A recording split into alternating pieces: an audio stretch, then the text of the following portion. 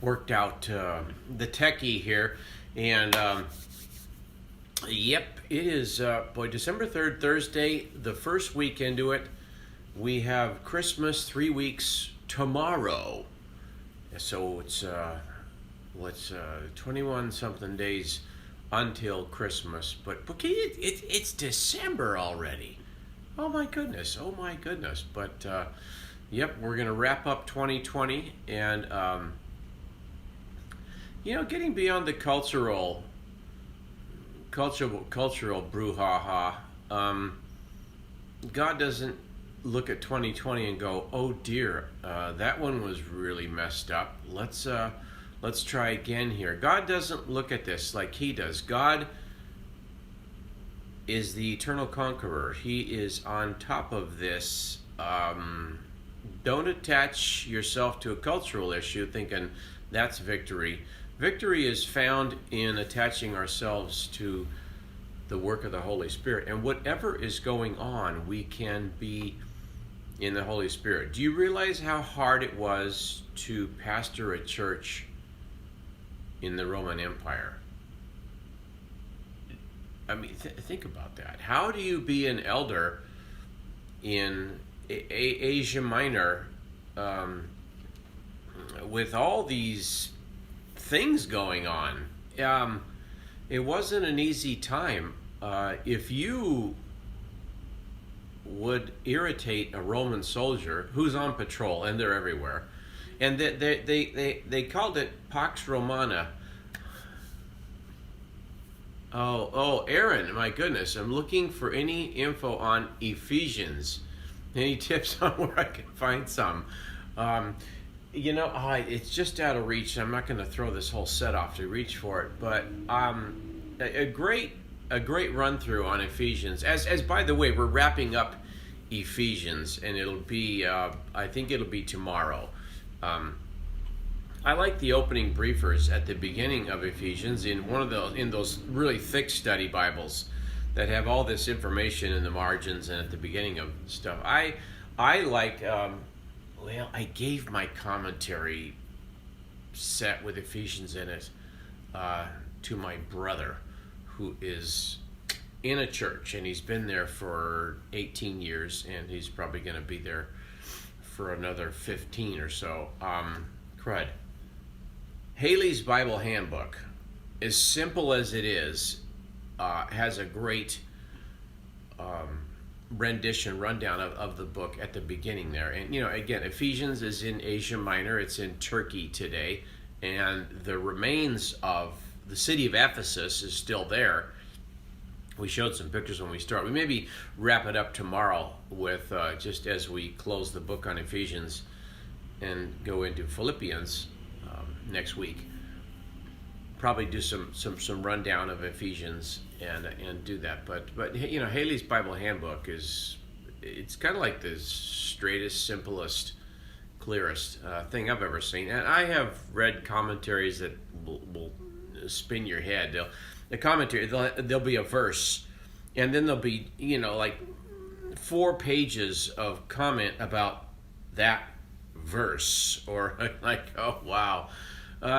Great stuff to know, but man, it spins your head. And outside of the pastoral circles or the scholastic circles, the congregation they kind of don't get it. It's just so intricate. So, I've got different views about commentaries since I have 3 degrees in the Bible now, but.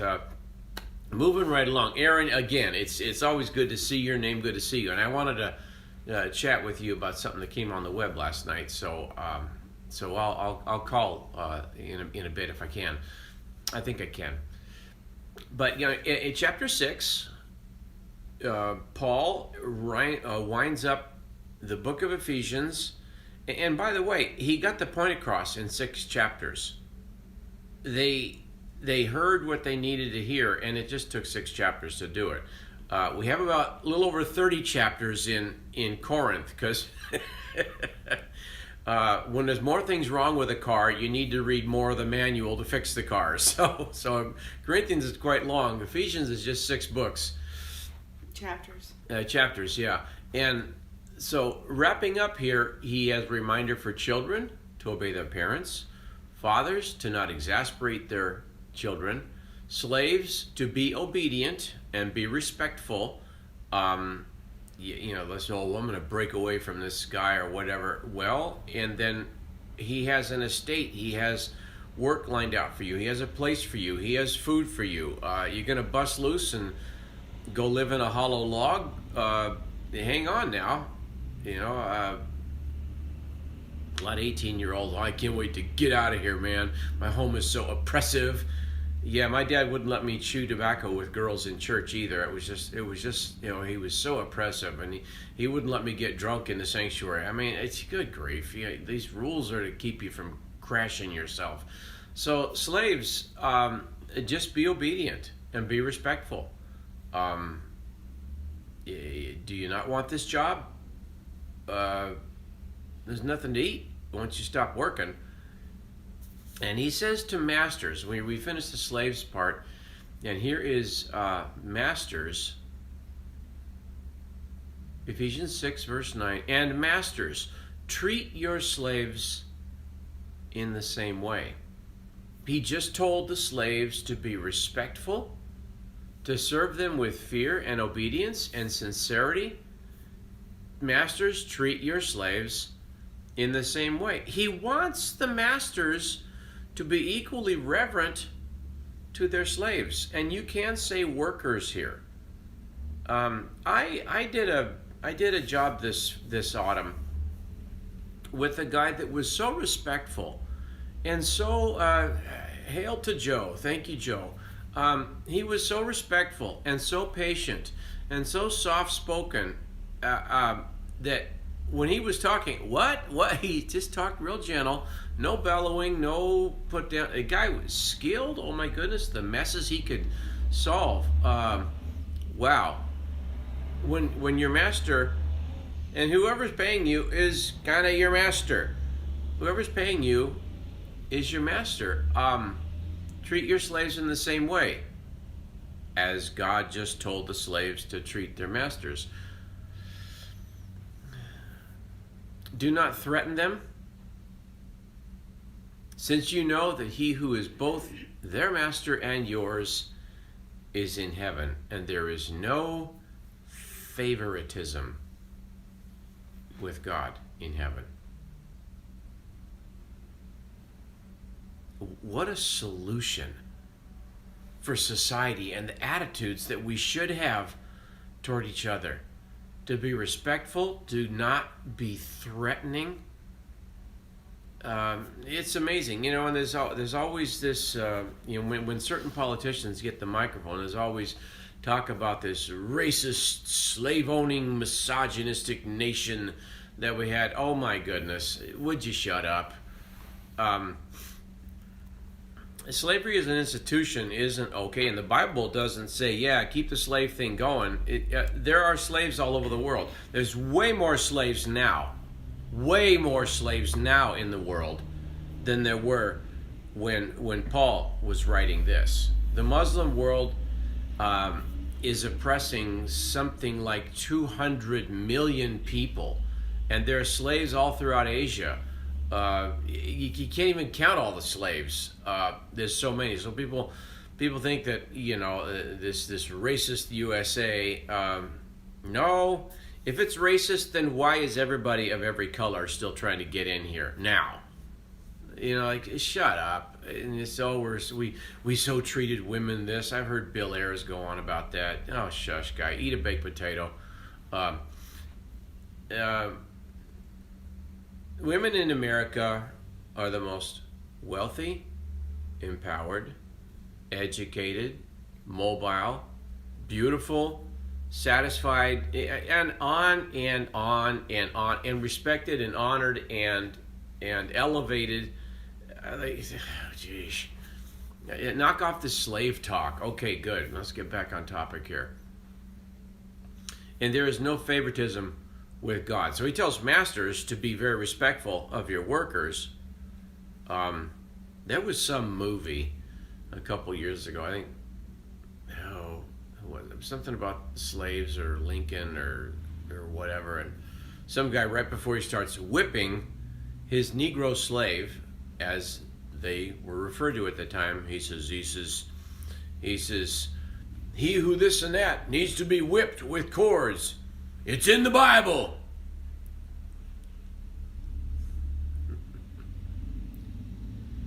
This is Hollywood pushing paganism and pushing, and so you're supposed to see that and go, see, racism's the problem in this country. See, the Bible is what causes this racism. If we could just get rid of the Bible and the racists, then we'd have a fair country. Guys, understand literature, okay? That was a tactical thing that they put in there, and it isn't true. There's some reality to it, but it's not true. But this thing about there's no favoritism with him. I remember reading an article about the cross, and I don't want to be all cheesy. Everything's level at the cross. But when you come to Christ,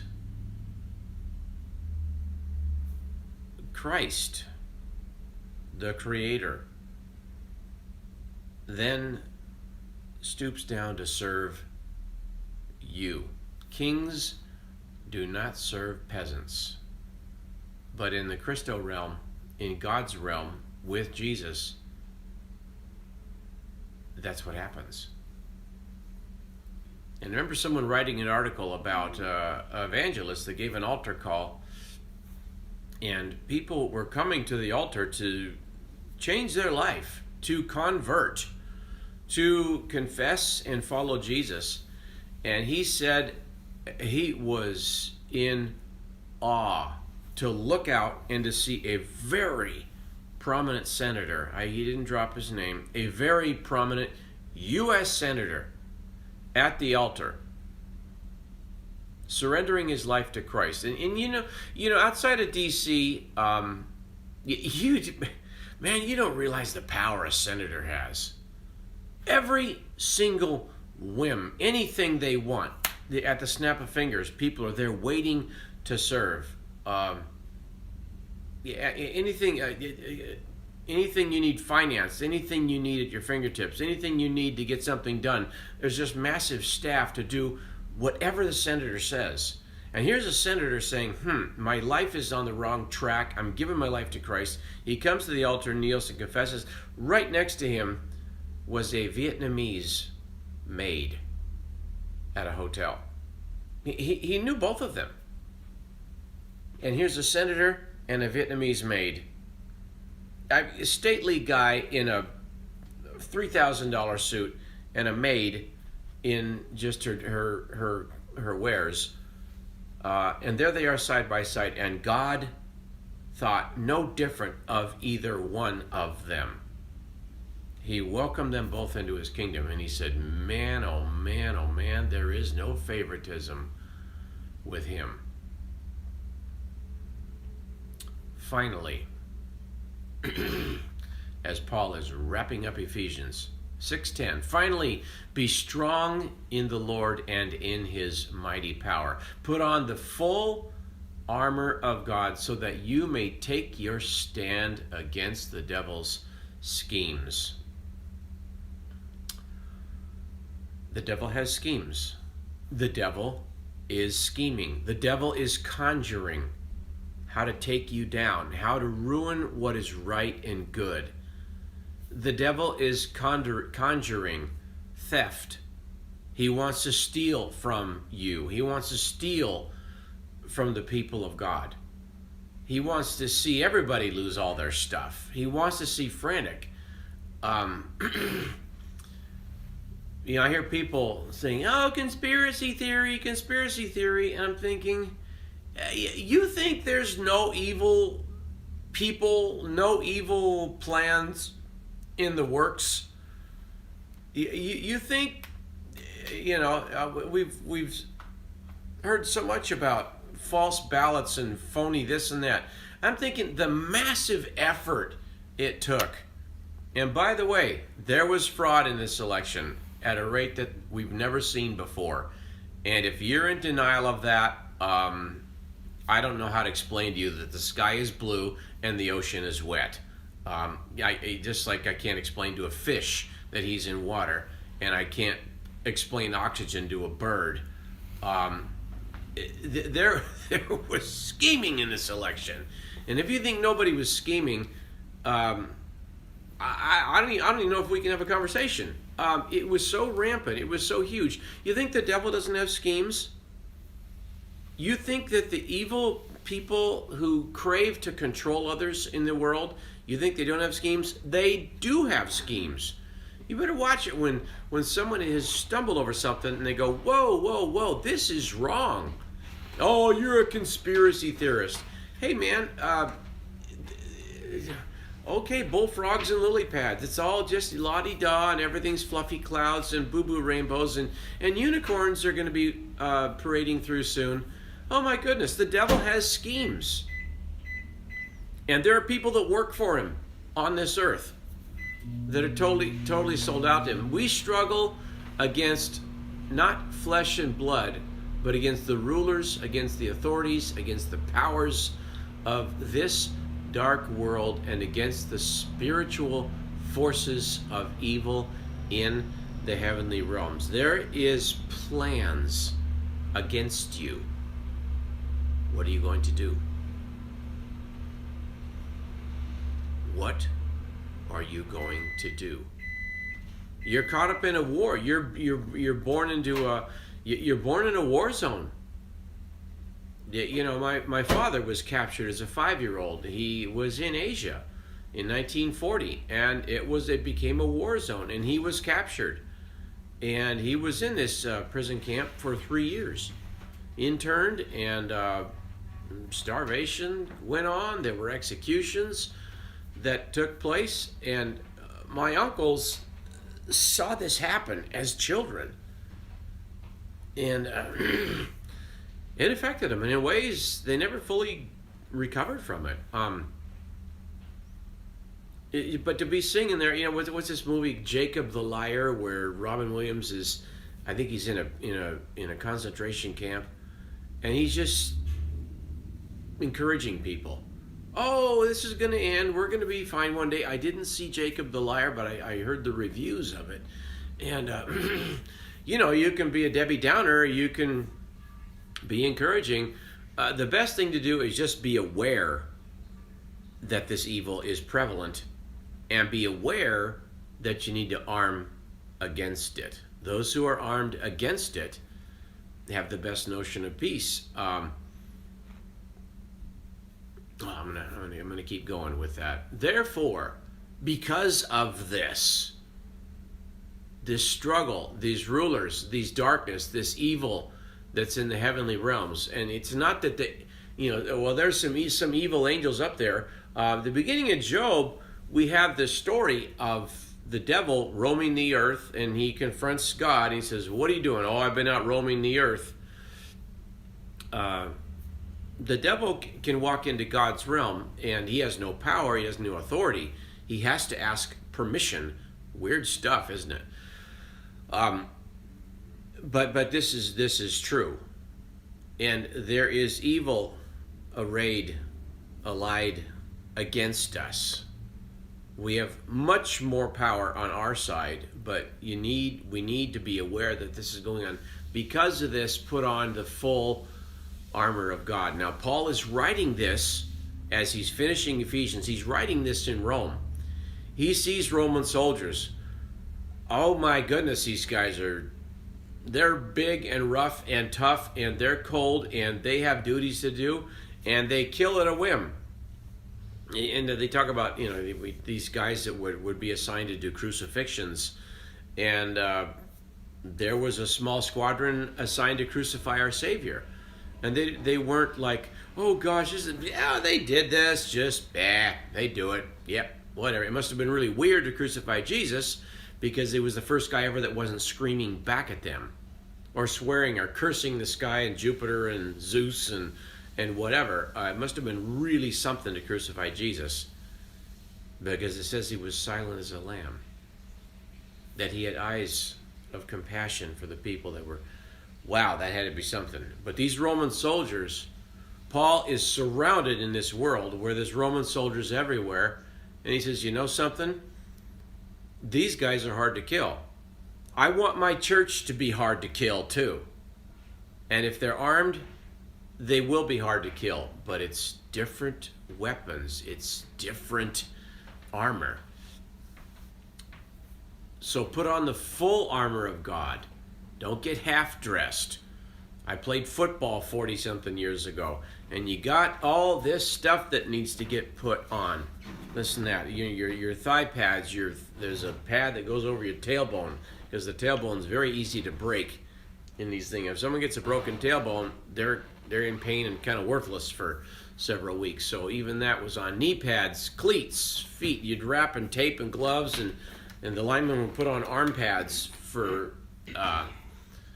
and you don't want to get half-dressed. You got to get fully dressed. Have put on what armor of God? Put on the full armor of God, so that when the day of evil comes, when there is an attack, and there is going to be attacks on your world, when the day of evil comes, when you are attacked, you may be able to stand your ground. And after you have done everything to stand, we need to stand our ground. I don't know what's going to happen, but California, Los Angeles, was just completely locked down at the whims of a governor who doesn't even obey the laws. Yep, as they're not supposed to go out. He goes out and eats at the most expensive restaurant in the world. A cousin of mine used to work there. A medium lunch, 20 years ago was $500. I think they're $600 now. Dinner runs $700. And that's not even if you go full gorge. Average dinner. Newsom eats at this restaurant. I'll eat where I want. Then he gets caught. Oh, well, it was a mistake. It was a mistake, really. From the Capitol in Sacramento to the French Laundry restaurant is about an 85-mile drive. He didn't go out for a drive and go, oh, here we are at the French Laundry. You can't eat there unless you're invited. Prince Charles eats there. Robin Williams used to eat there. The actor Sean Penn would eat there. I don't know if he's eating there now. I don't know who's eating there, but it's supposed to be shut. Everything's supposed to be shut. So I get this. Governor Newsom just goes for a drive, and 85 miles after driving, oh, we're in the parking lot of the French Laundry. Imagine that. I didn't even think we were going to be. He goes in, and he has a reservation. Oh, imagine. Oh, who did that? Oh, okay, wow. And he sits down, he has to. Oh, well, they're bringing me the finest food that can be found on the face of the earth. Oh, did the cooks know it was a mistake? It was a mistake? Shut up. It's not a mistake. He planned the whole thing. He got caught. Oh, I'm sorry, citizens of California. A mistake. By the way, we're shutting Los Angeles down completely. The most dynamic city and influential city on the face of the earth needs to be shut down because of the whims of, I would say, an evil ruler who wants to shut the place down and turn it communist. Oh boy, am I stepping in it today. This is evil. This is going to throw people's lives into duress and kill more people. Far more than the virus is going to kill. And I'm not sure there is a virus, by the way. Oh man, I'm saying it today. Stand firm then with the belt of truth. If you're a weightlifter and you don't have a belt of truth on, it keeps your spine and your muscles true. You cannot do your job. I cannot stand people whose whole lives and whole careers and such are not the truth. Drug dealers come to mind. Traffickers come to mind. They make a lot of money and they don't deal with the truth. They deal with falsehood. We are told to wrap ourselves right around the middle with the belt. The core of us is supposed to be the truth. Put that belt of truth on, and put on the breastplate of righteousness. If you have that in place, you're going to make it. I have a brother who was 30 years in the Marine Corps. I am entranced with soldiers. Any story you'll tell me what happened. When you've got somebody you're aiming at way far away, you aim right here. The easiest thing to hit is right through here. It's the widest part, the chest of a man, and the waist tapers. The head is smaller. You aim right here. And that one thing that they said in Black Hawk Down, put 2 in the chest and 1 in the head when you aim at somebody. Put 2 in the chest.